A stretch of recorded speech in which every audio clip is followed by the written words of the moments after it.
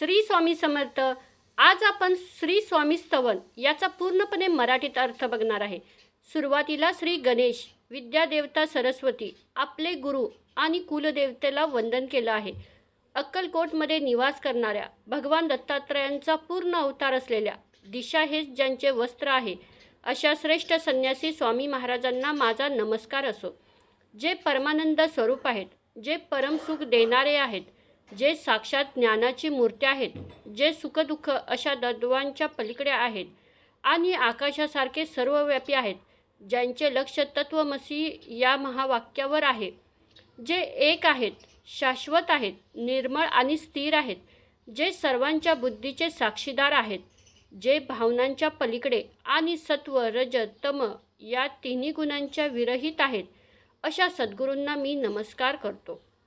ज्यांचे अंग आणि वर्ण तेजस्वी आहे, ज्यांचे डोळे कमळासारखे सुंदर आहेत, मुखावर हास्य आहे, ज्यांनी अंगावर गोधडी, डोक्यावर टोपी, गळ्यात माळ आणि हातात दंड कमंडलून धारण केलं आहे, जे कंबर धरून उभे राहून रक्षण करतात, जे तिन्ही लोकांचे पालक आणि विश्वाचे नायक आहेत, जे भक्तांवर प्रेम करतात, अशा कलियुगातील स्वामी समर्थ अवतारांचे माझे रक्षण करावे.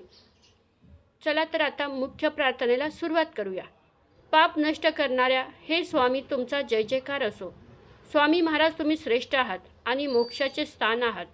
तुम्ही अनादि पुरुष, लोकांचे पालन करणारे आणि अनंत ब्रह्मांडांचे मालक आहात. वेदांनाही वंदनीय असलेल्या हे जगद्गुरू, तुम्ही सुखाच्या धामात राहता. तुम्ही सर्वांचे साक्षीदार आणि दयेचा सागर आहात. भक्तांना संसारातून तारण्यासाठी तुम्ही अनेक रूपे घेतली आहेत. तुम्हीच अग्नी, वारा, आकाश, पाणी आणि पृथ्वीसुद्धा आहात. सूर्य, चंद्रसुद्धा तुम्हीच आहात. विष्णू, शंकर, ब्रह्मदेव आणि इंद्र ही सर्व रूपे तुमचीच आहेत. आठही दिशांना रक्षक तुम्हीच आहात. तुम्हीच सर्व कर्म करणारे आणि करून घेणारे आहात. यज्ञातील हविष्य आणि यज्ञ करणारे तुम्हीच आहात. देणारी आणि प्रेरणा देणारे तुम्हीच आहात. सजीव आणि निर्जीव अशा सर्व विश्वात तुम्ही भरून उरला आहात. तुम्हाला सुरुवात, मध्य किंवा शेवट कुठेही नाही. मूळचे निर्गुण असूनही तुम्ही स्वतः सगुण रूप घेतलं आहे. जाणणारा आणि जे जाणायचे आहे ते ज्ञान हे दोन्ही तुम्हीच आहात. तुमचे वर्णन करताना वेदांचा तर्कसुद्धा डळमळीत होतो. शास्त्रांनाही तुमचा पार लागत नाही. विष्णू आणि शंकरसुद्धा तुमचे पूर्ण वर्णन करताना थांबतात. मी तर अत्यंत कमी बुद्धीचा मनुष्य आहे. मी तुमची स्तुती कशी काय करू? साक्षात 1000 मुखे असलेला शेषनाग सुद्धा तुमचे गुण वर्णन करून थकला आहे. मी तुमच्या चरणावर घट्ट डोके ठेवले आहे. हे स्वामी समर्था, माझे रक्षण करा. हे दीनांच्या नाथा, आपल्या कृपाळू नजरेने या दासाकडे बघा. आता माझी एवढीच विनंती लक्षात घ्यावी. आपल्या कृपेच्या समुद्रात या माशासारख्याला कायम आश्रम द्यावा.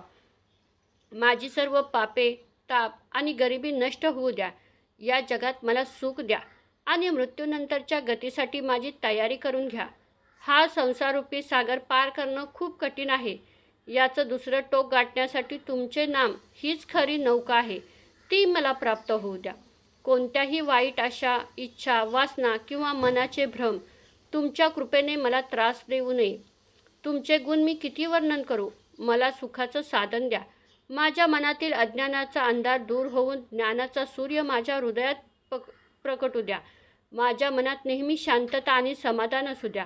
व्यर्थ अहंकार नसावा. संसारातील दुःखे दूर व्हावीत. माझे मन नेहमी तुमच्या नामस्मरणात रंगलेले असावे. विषयांच्या वासना मनात नसाव्या. मला नेहमी सज्जन माणसांची सोबत मिळावी. तुमचे भजन केल्यामुळे हा कठीण संसाराचा मार्ग सोपा व्हावा. व्यवहार करताना माझ्या मनात गोंधळ निर्माण होऊ नये. माझ्यात कधीही खोटेपणा येऊ नये आणि नेहमी सत्याचा विजय व्हावा. माझ्या कुटुंबाचे नीट पालन व्हावे आणि मी नेहमी न्यायाच्या मार्गाने चालावे. एवढेच मला वरदान द्या. संसारात असूनही मी तुमच्या नामाचे अमृत प्राशन करत राहीन, जेणेकरून माझा प्रपंच आणि परमार्थ दोन्ही सोपे होतील.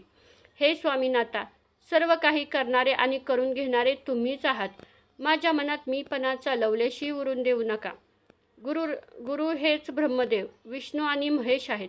गुरु हेच साक्षात परब्रह्म आहेत. अशा या गुरूंना माझा नमस्कार.